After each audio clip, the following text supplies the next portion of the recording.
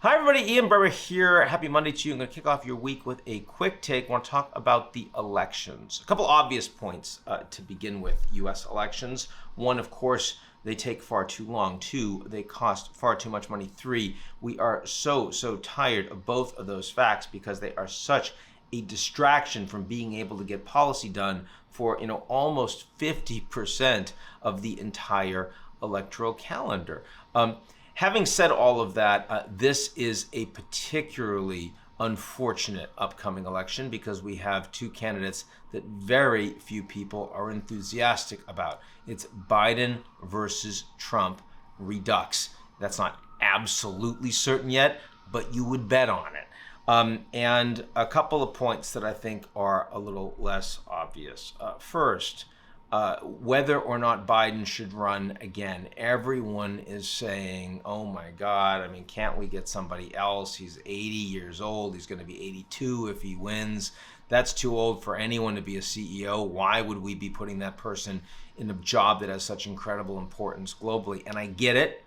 I absolutely get it. I think it's too old for the position. I'd rather have younger people running. But if you're interested in running the candidate that's most likely to win, do you go with an incumbent president or do you go with somebody else, having no idea who that someone else is? And the answer, it seems to me, is reasonably likely you go with the incumbent president. There are huge benefits in the US political system in running as an incumbent. If Biden decides he isn't going to run, Kamala Harris, who is much more unpopular than he is, and certainly much more untested, and to the extent that she's tested, she's much more unproven than Biden, would be a weaker candidate. I think almost everyone would agree than Biden would. I do think there are better candidates out there. Gretchen Whitmer, for example, the governor of Michigan, Jared Polis, the governor of Colorado. There are others that I don't consider as effective, but nonetheless would be strong candidates, like Governor Gavin Newsom of California. There are plenty of others. But Gina Raimondo, for example, the Secretary of Commerce, it would be a pretty wide group. But would they be more effective and more likely to win if they aren't the incumbent president? And there, I think the answer is no, especially because the incumbent president isn't going to be doing a lot of campaigning for whoever that person is. And Biden, is not up for that kind of a intense schedule, whether he's running or somebody else. So I'm sympathetic to the view that even though Biden is has his capacity to be president until he's 86 is a serious concern, that he might well be the most effective person for the Democrats to run, and especially running a relatively uncontested campaign. I mean, when you're running against Kennedy and Williamson, you're basically running an uncontested campaign. Now, I also think that those people who say that Biden is incoherent and incompetent, that's performative. That's partisan. That is certainly not anyone who has spent time with Biden in conversation as president. I have, many people I know have, whether you're talking about members of cabinet or, senators or other heads of state, Biden's ability, his mental coherence and cogency to handle the basics of the job and the importance of those meetings and decisions has not, in my view, substantially eroded over the last couple of years. I also do think, though, that there's a real question mark. He has lost a step or two, certainly physically, in the last 10 years. And I do worry that this could be an issue over the course of his presidency. So if Biden becomes president a second time and he's going to run with Kamala again, is there a real likelihood that Kamala Harris becomes president? Of course there is. And that's something that I think is going to be a concern for a lot of certainly independent voters. Then on the Republican side, Trump is not a slam dunk, but at this point, he's at least a layup. He's a jumper from the free throw line. He's likely to get the nomination. In part, he's likely because he's running a relatively smarter campaign. He's trying hard to lock up key endorsements early that will crowd out others like DeSantis, maybe from even deciding that they're going to run, but certainly makes it more of an uphill struggle. He's raising a lot of money. He's spending that money already in targeted advertisements to go after, to kneecap those that would be potentially the stronger folks in the race. So I think it's likely that he is the nominee.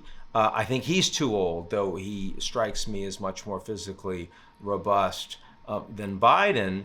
I think his unfitness is primarily not about his age, though it's a concern. His unfitness has to do with everything else about the quality of his person, his lack of ethics and morals, and of course what we have seen from his first term in governance and how, not his administration, but how he personally has acted in that office, something that I think would be a concern to a greater degree if he runs again. Now, a lot of people I hear saying, well, if Trump gets the presidency again, then he's going to have no one good around him because they will refuse to work with him and it'll be like a completely incompetent administration. I think that's precisely wrong.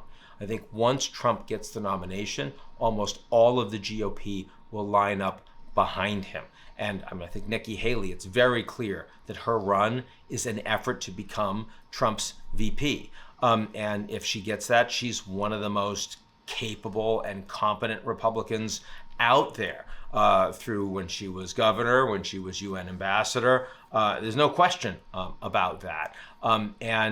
Do I think that she would be effective as a VP?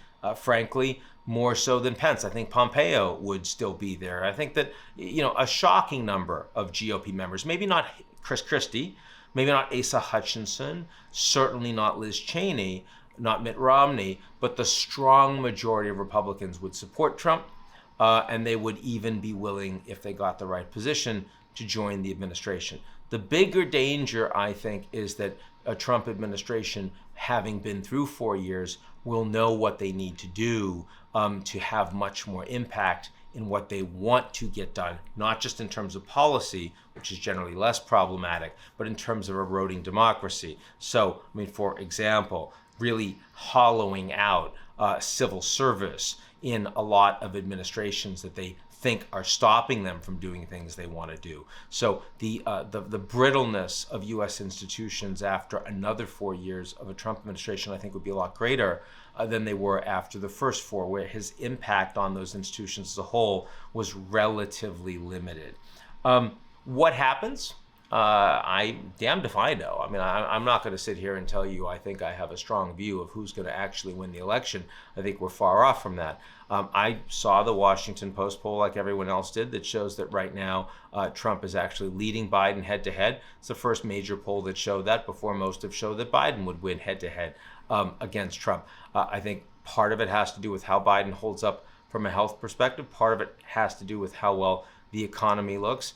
Part of it has to do with how Trump is able to campaign. And we've got a long, long way to go with a lot of moving parts and also some fairly substantial global crises that we and others are dealing with on the global stage before people go to the ballot box on November in 2024.